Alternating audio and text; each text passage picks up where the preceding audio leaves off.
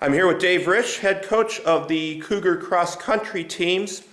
Today looking back at the Aurora Spartan Invitational. And Dave, your first two meets, quite a contrast from the Elmhurst meet, which was shorter distances on a muggy afternoon, to the Spartan Invitational, which had more or less the regular longer distances, but also some wet and muddy conditions to deal with. Yeah, really, you could almost say polar opposites on the two meets. Hot, and the course is pretty slow at Elmhurst, but it is very accurate. And then at Aurora, it's a much nicer course. There's a lot more wooded areas. However, it was quite muddy, so that kind of slowed the times up quite a bit over previous years. So I was really pleased with our overall times for both the men and the women, considering the muddy course. All right, let's start off by talking about the Cougar women. Once again, Kayla Kona with an outstanding effort. This week, a third place finish out of, I believe it was 160 some runners. Time of 23:21. Just, what can you say about Kayla? She just turns in the great runs every week, it seems. She does. She has such a great attitude. She works very hard in practice. So we're really proud of where she's at and all the things that she's accomplished. We're looking for a great senior season from her, and she's off to a very good start.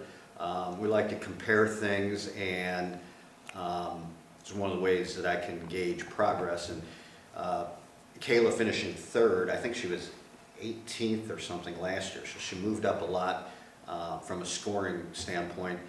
But also, she's just been running a lot stronger, and her time this year was 21 seconds faster than it was last year. And last year's course was short a little bit. And so the fact that she's 21 seconds faster on what was a longer course, and it was also really muddy, shows me that she's in considerably better shape than she was heading into early September last year. All right, Dave, talk about some of the other Cougar women that made some big strides from the Elmhurst meet to this one. Danielle McCormick's been running very well for us. She's been training hard and well, and it's showing in the races. As an incoming freshman, she's running as if she has a lot of experience. She took off about 29 seconds from the previous week if you were to convert the times. And so that's a pretty big drop, 29 seconds. And she was our second runner. In addition, Mariama Cassell has run very well for us as a transfer. She's just kind of getting stronger each week and looking better each week. And really excited to see where that's going to take us into the middle and end of the season this year, because she's a tough runner. She has a very good, positive attitude, and she's a competitor. So I think she's going to do really well for us this year. And also Abby Biltman had probably the best race, I would say, of her career here. She wound up dropping about 3 minutes and 24 seconds from her time the week before at Elmhurst, again, if you convert the time. So that's a huge drop, and she just looked a lot better with her pacing and a lot stronger in the second half of the race. All right, turning over to the men's team now. Again, a large field. This was in the, I think, the 150s. Josh Warren, again, your leader this week. Yeah, Josh and Ryan kind of ran the first 2.5 to 3 miles together and kind of paced together right at about 6 minutes per mile, which was the game plan for them.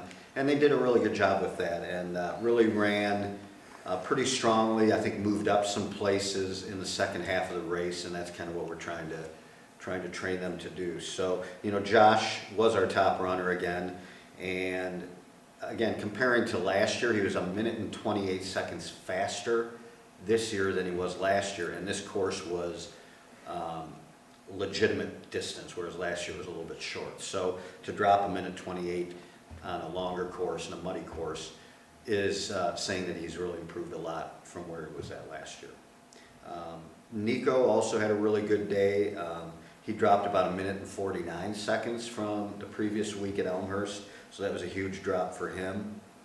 And Christopher Rodriguez, who's a new freshman and is newer to running, he had wrestled some at Morton High School, and you know, he's newer to running, but his brother Christian runs for us and has really developed over the 4 years that he's run for us. And Chris shows a lot of those same qualities. He's really, he's athletic and he works hard, and you know, he dropped about 51 seconds from the previous week and wound up being in our top 7. So that's quite an accomplishment for a new runner. In addition, Ted wound up having an Aurora course best record for him by about 2:45. So that shows that he's been doing some running over the summer, put in some miles that he hadn't been doing some of the other years. And so, you know, that's almost a 3-minute drop from 2 years ago. So that's a huge improvement. And then Aaron Boyer, Jesus Alfaro, and Christian Rasmussen all dropped roughly 40 to 50 seconds over last week's time. So that was a big improvement for all 3 of those guys. All right. Dave, next up for your team will be the Concordia, Wisconsin meet this Saturday. And I'm curious, just as the weather, it looks like, starts to cool off a little bit in the coming days, how does that affect the team's training? From a training perspective, probably not a lot of differences, but from a racing perspective, it's much easier to race in the cooler weather. I found in the heat and in the humidity, you can get drained really quickly and can kind of zap you from some of your energy, whereas when it's cooler, you just feel much better throughout the whole race. And so cooler weather generally brings quicker times, and it's nice for training too, because it's just a lot easier on the body when you're not sweating out a lot and getting that core temperature up and all that. So. All right. Dave, best of luck to the Cougars as they go through training this week, and hoping for some great races at Concordia, Wisconsin this week. Thank you, Jim.